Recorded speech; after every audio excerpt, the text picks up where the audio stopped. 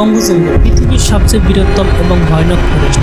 আপনি কি জানেন কঙ্গো জঙ্গলে কি আছে যার ফলে সেখানে মানুষ যেতে এত ভয় পায়? কারণ কঙ্গো জঙ্গল পৃথিবীর সবচেয়ে রানী ফরেস্ট বলা হয়, কারণ এখানে প্রকৃতিটি যতটা সুন্দর তার চেয়ে বেশি এখানে ভয়ানক।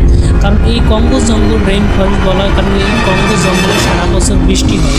বৃষ্টির পানিতে মাটিতে পড়তে 10 মিনিটের বেশি সময় লেগে যেতে পারে। এই কঙ্গো জঙ্গল ভূতভূতে অন্ধকার, এখানে বিশাল বড় বড় বিলুপ্ত হওয়া প্রাণী বসবাস করে। এখানে এর মধ্যে রয়েছে গ্রিন অ্যানাকোন্ডা, টাইটানিক ওয়াশ, অ্যানাকোন্ডার সাপ বিশাল বড়। এখানে নিমেষে যখন অ্যানাকোন্ডার সাপ শিকার করতে বের হয় এখানে বাতাস পর্যন্ত থেমে যায়, কারণ এখানে শ্বাস প্রশ্বাস বন্ধ হয়ে যায়, কারণ তখন অ্যানাকোন্ডার সাপ শিকার করার জন্য বের হয়।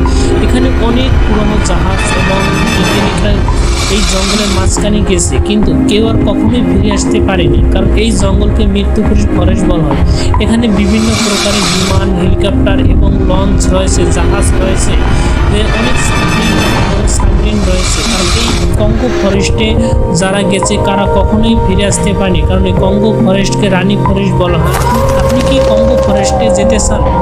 জানতে পারেন এই ভিডিওতে।